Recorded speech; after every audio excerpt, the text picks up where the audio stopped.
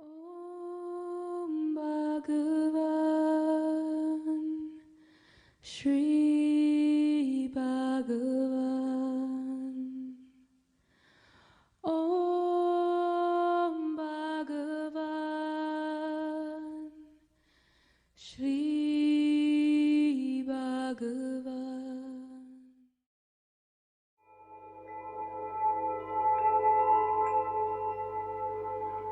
El poder del ego, capítulo 23.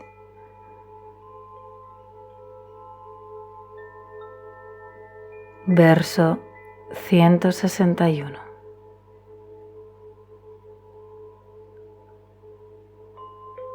Solo cuando el ego es destruido, uno deviene un devoto. Solo cuando el ego es destruido, uno deviene un ñani. Solo cuando el ego es destruido, uno deviene Dios. Y solo cuando el ego es destruido, brilla la gracia.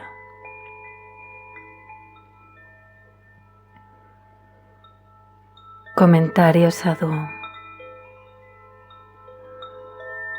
Puesto que el surgimiento del ego es la raíz de todo orgullo, el ego es la única obstrucción a que seamos un esclavo y un servidor de Dios verdaderamente humilde. Y, por consiguiente, su aniquilación es el único signo verdadero de un bhakta, devoto, o karma yogi real. Puesto que el ego mismo es la raíz y la forma primordial de la ignorancia, solo su aniquilación es el supremo ñana. Puesto que el ego, la sensación yo soy el cuerpo, es la causa de la sensación de separación de Dios, solo su aniquilación es el verdadero yoga, unión con Dios. Puesto que el ego es la raíz y la forma primordial de la infelicidad, su aniquilación es la única manifestación verdadera de la gracia. Así, se muestra que la meta de todos los 4 yogas es la aniquilación del ego.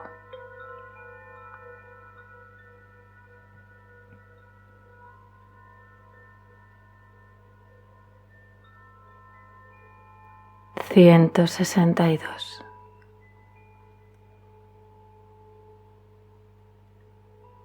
Solo el que ha destruido el ego es el verdadero Sannyasin y el verdadero Brahmin.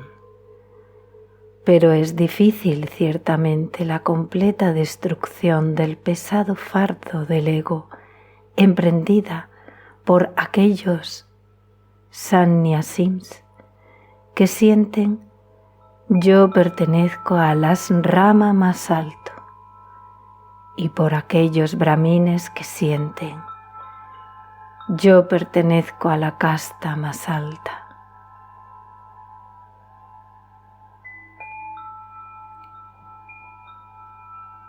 Comentario Sadhu Om.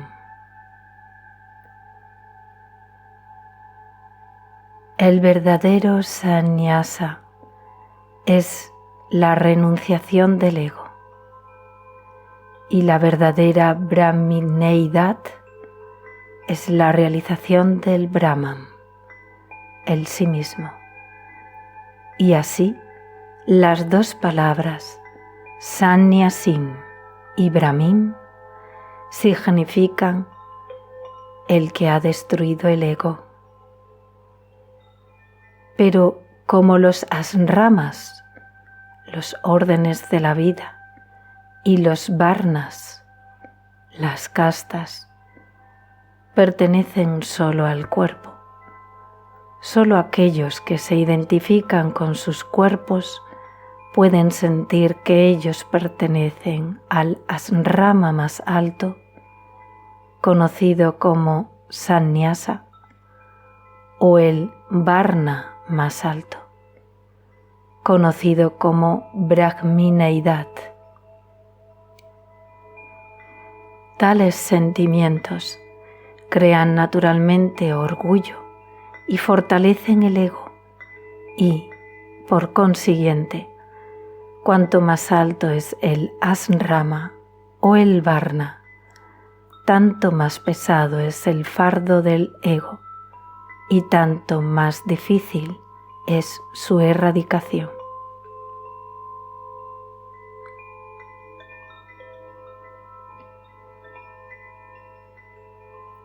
(163) El que ve otreidad y multiplicidad no puede devenir un parpam debido meramente a que haya aprendido los 4 Vedas. Pero el que ve su propia muerte, la muerte de su ego, es el verdadero parpam. El otro, la casta brahmin, al ser desdeñado por el sabio, está interiormente avergonzado.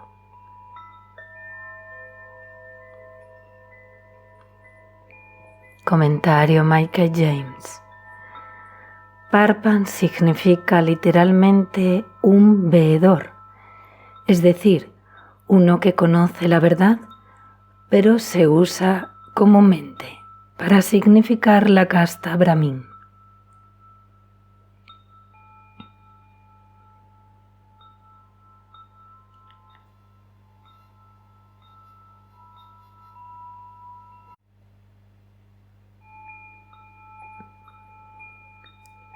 (164) La completa erradicación del ego es ciertamente muy difícil cuando incluso en el caso de Kannapa, cuyo amor por el señor Shiva era tan grande que arrancó sus propios ojos y los plantó en la cara del Señor.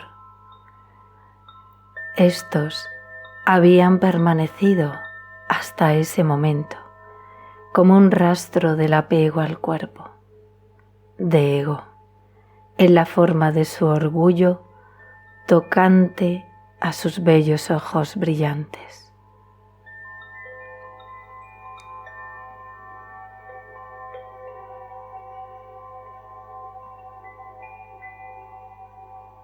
Comentario Sadhuam. A veces Sri Bhagavan solía revelar alguna información que no había sido dada por las escrituras y Puranas, a saber: A. Como en la Bhagavad Gita, Sri Krishna comenzó sus enseñanzas con las doctrinas de Ayata y Advaita, pero entonces descendió condescendientemente a los diferentes estadios de Dvaita, y como él usaba cuidadosamente palabras que, aunque adecuadas al limitado poder del entendimiento de Arjuna, dan también a los aspirantes completamente maduros la posibilidad de descubrir, incluso ahora, el motivo detrás de esas palabras. B. Como al comienzo Sri Dakshinamurti respondía a las dudas de sus discípulos con respuestas sabias y convincentes antes de adoptar su método de enseñar por medio del silencio. C. Como la siguiente variación de la historia de Kannapa estaba orgulloso de sus ojos, que eran muy bellos, de modo que, según el dicho divino, yo privaré por la fuerza a mi verdadero devoto de todas sus posesiones, para que su mente se adhiera siempre a mí. El señor Shiva probó a Kannapa, haciéndole ofrecer al Señor incluso sus atesorados y envidiables ojos. De esa manera, incluso su ligero apego a su cuerpo fue eliminado y él se absorbió en Shiva.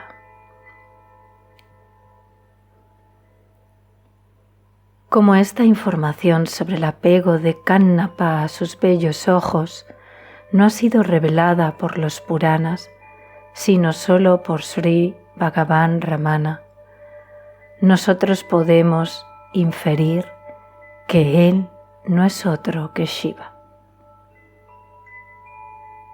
Esta información sobre Kannapa, que continúa en el verso siguiente, también fue recogida por Sri Muruganar. La información sobre la enseñanza de Sri Krishna se ha registrado en el verso 101 de esta misma obra y también en Conversaciones con Sri Ramana Maharshi, conversaciones números 264, 364 y 611. La información sobre la enseñanza verbal de Sri Dakshinamurti no ha sido registrada en otras partes, de manera que el lector puede preguntar a los antiguos devotos de Sri Bhagavan por la historia completa. Nota del editor. Estas palabras fueron escritas hace más de 20 años. Desde aquella época, la historia de Dakshinamurti ha aparecido en De Monta y Paz, 1982. También aparece en Padam Malai, en el capítulo sobre el Gurú.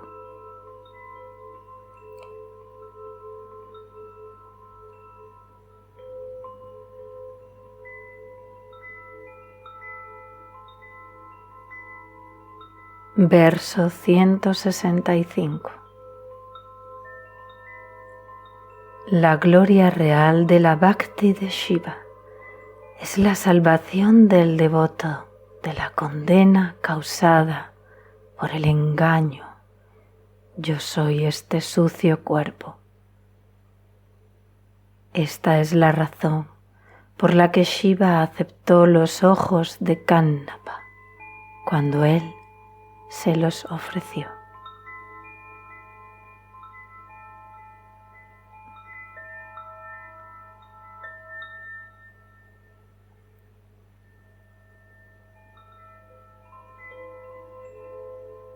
Capítulo 24. El juego del ego. 166. Cuando se escrutiniza adecuadamente, la ley de Dios equivale a esto. Si el ego surge, todas las cosas surgen. Si el ego se sumerge, todo se sumerge.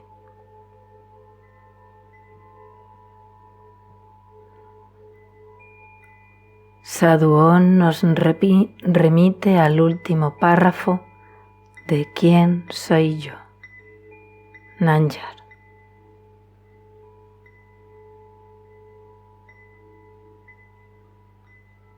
(167) La esclavitud del engaño de la vida del ego, cargada por todas las criaturas en los tres mundos, no es nada sino la danza de los demonios que ponen cadáveres en un campo de cremación.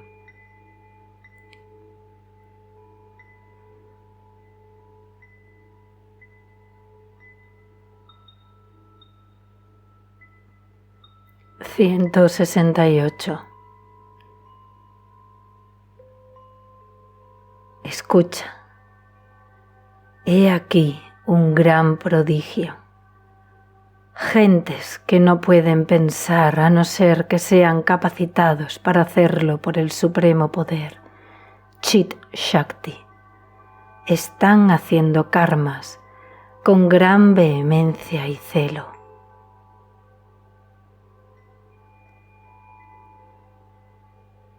(169)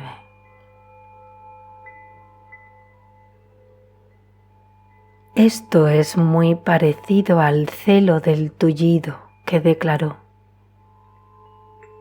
si alguien me levanta y me sostiene, encontraré a la hueste de los enemigos mancos, los abatiré y levantaré una pila de cadáveres aquí.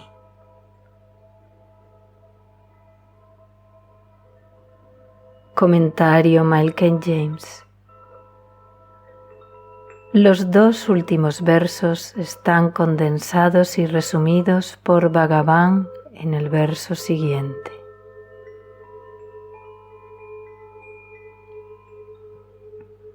B2. Las fútiles actividades de esos locos que, sin darse cuenta de que ellos mismos son activados por el supremo poder, hacen esfuerzos pensando: adquiramos todos los siddhis. Son como los esfuerzos en la historia del tullido que se jactaba: si alguien me ayuda a levantarme, ¿qué valor tendrán mis enemigos ante mí? Comentario Michael James. Este verso aparece también como el verso 15 de Uladu Narpadu Anubandham.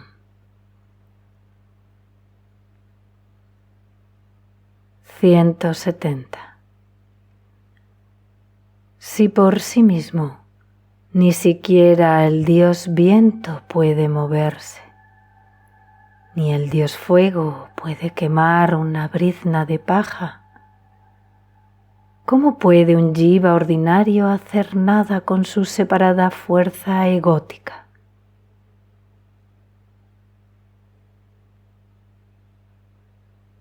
Michael James nos refiere: estas analogías se basan en un dicho de la Kenopanishad.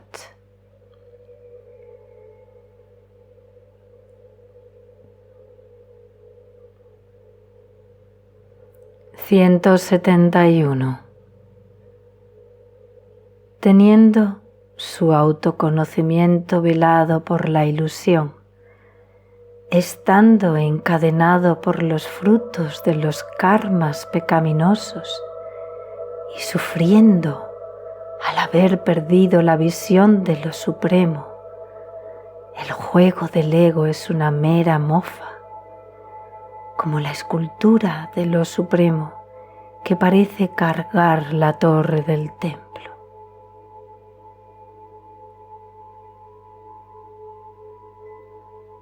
(172)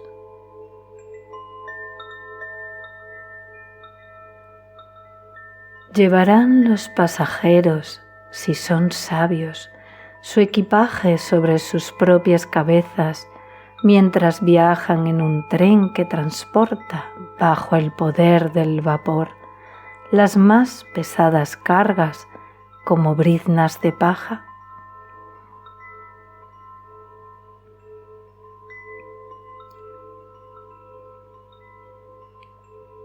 (173)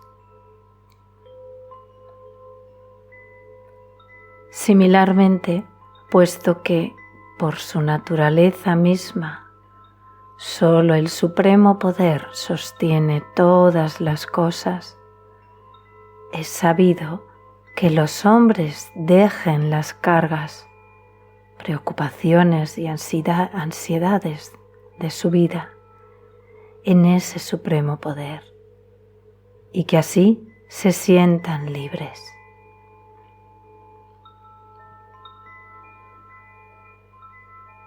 Michael James nos remite también a quién soy yo para estas dos enseñanzas. Los 3 versos últimos fueron resumidos por Bhagavan en el verso siguiente. B3. Mira, mientras Dios lleva la responsabilidad del mundo entero. Es una mofa que el falso Jiva piense que lleva en sus hombros estas responsabilidades. Lo mismo que la escultura que parece cargar la torre del templo. ¿De quién es la culpa si un pasajero en un tren que está transportando una pesada carga sufre al mantener su equipaje sobre su cabeza en lugar de colocarlo en el estante?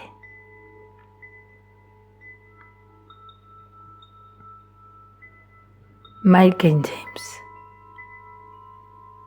Este verso aparece también como verso 17 en Uladu Narpadu Bandham.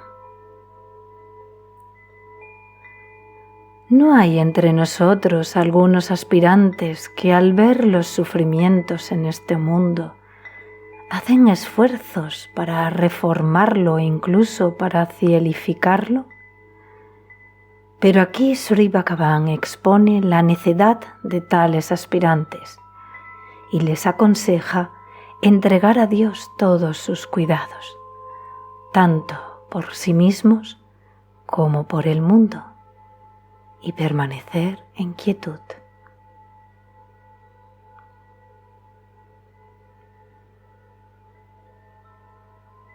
(174)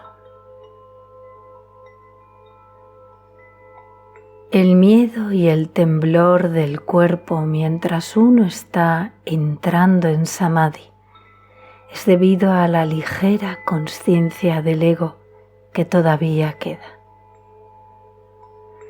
Pero cuando ésta muere completamente, sin dejar rastro, uno permanece como el vasto espacio de mera consciencia, donde solo la felicidad prevalece y el temblor se detiene.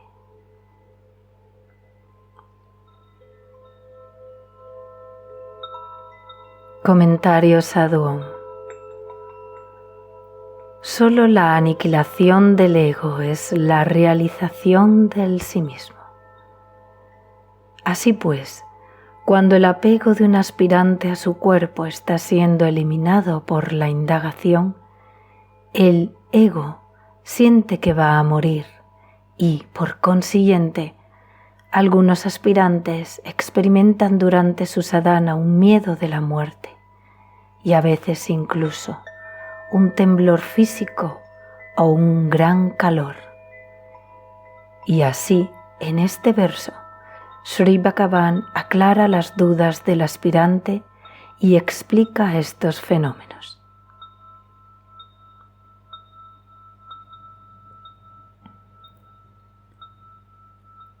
(175)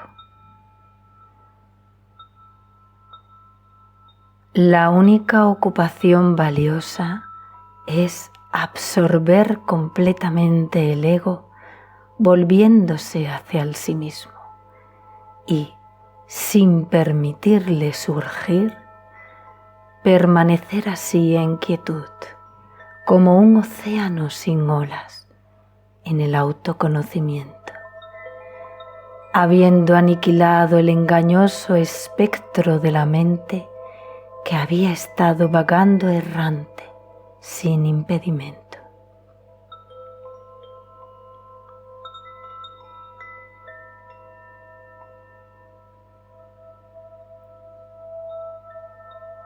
(176)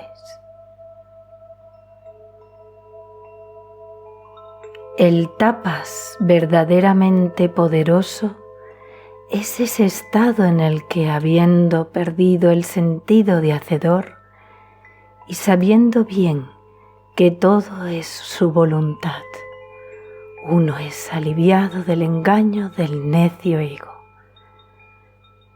Así debes saberlo.